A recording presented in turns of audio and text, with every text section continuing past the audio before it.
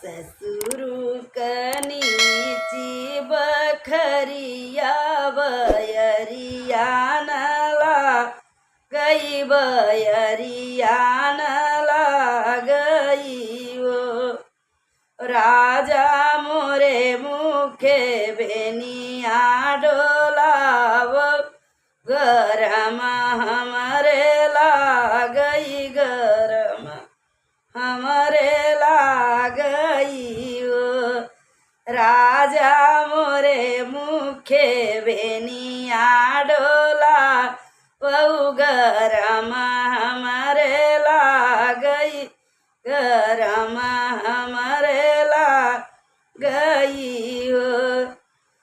दरवाजावा में सोई मोरी माई अंगन मोरी बही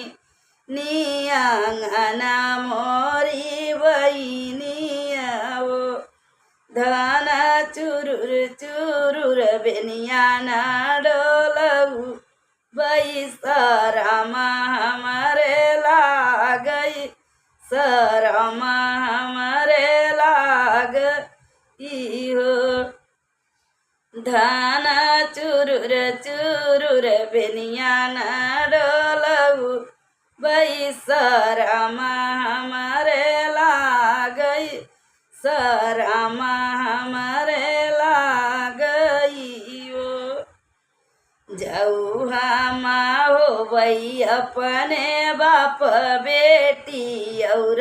अपने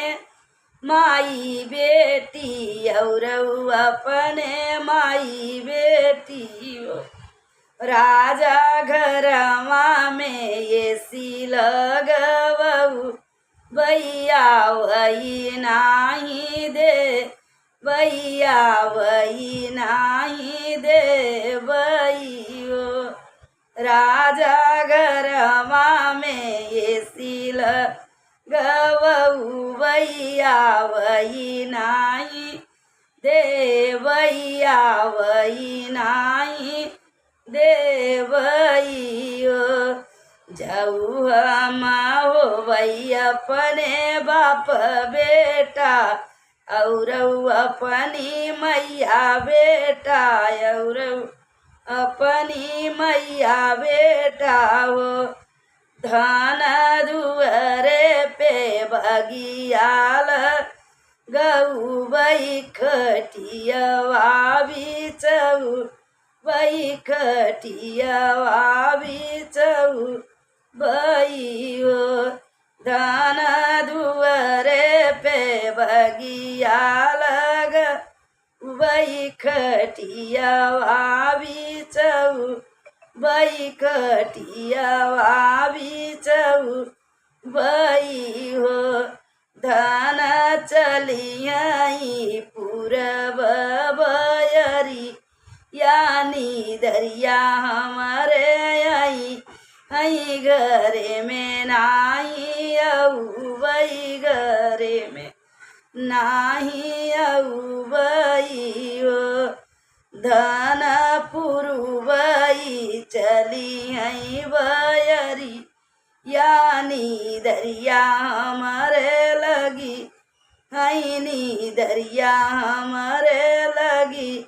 हई घरे में नाही अऊ बई घरे में नाही अऊ बई हो दुआरे ससुरे से आवली नीनन